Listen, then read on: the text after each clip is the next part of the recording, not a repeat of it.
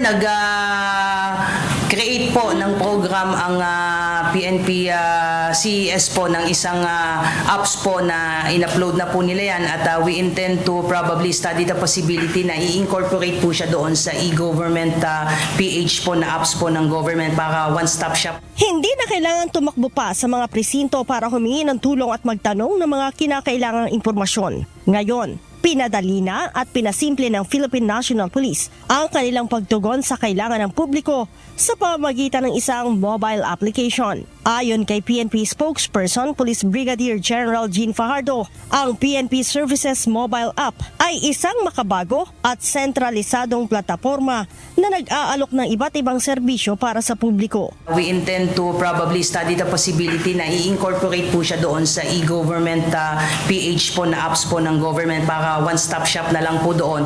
So ito pong programa po na nilunsad ay nandoon po yan, naka-incorporate sa apps at naumpisahan po yan itong Hunyo lamang po at nandun po pwede nyo pong makita po doon yung mga official websites and official social media accounts po ng ating mga PNP units. Para magkaroon ng access, i-type o i-search lamang sa Google Play Store ang PNP Services. Makikita dito ang website ng mga unit ng PNP sa National Headquarters hanggang sa iba't ibang police regional offices. Sinabi ni Brigadier General Fajardo, sa pamamagitan ng makabagong teknolohiya, patuloy ang PNP sa pagbibigay ng serbisyong mabilis, maaasahan at bukas para sa lahat. Nandun din po yung mga telepono, nandun na rin po naka-incorporate sir yung 911 on how to use the 911 mechanism, nandun na rin po yung tumatayo na rin po na isumbong system po na yan. So any apps po, pati yung mga frontline services po ng PNP ay nandoon na po. So hopefully po ay we want to announce nga po sa ating mga kababayan na meron na lang pong single na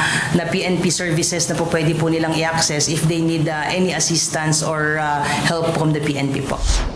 Ang ilan sa ating mga kababayan, ikinatuwa ang bagong apps na PNP Services. Mas mapapadali daw kasi nito ang serbisyo ng PNP.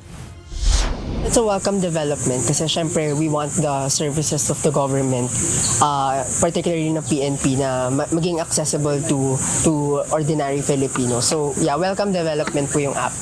Mas maganda ang ginawa ng PNP sa ganung serbisyo sa apps.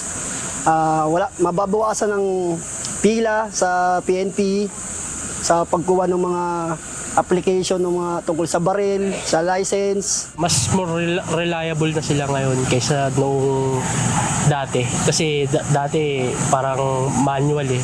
Ang PNP Services app ay kasalukuyang available pa lamang para sa mga Android users. Kaya hiling ng ilang kababayan natin, maging accessible din ito sa iOS. Siyempre hindi lang naman Android users yung nangangailangan ng mga serbisyo ng gobyerno.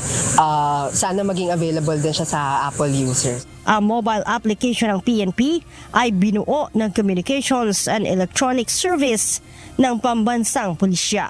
Leia Ilagan, UNTV, News and Rescue. Diyos ang aming sandigan, serbisyo publiko ang aming pinahahalagahan.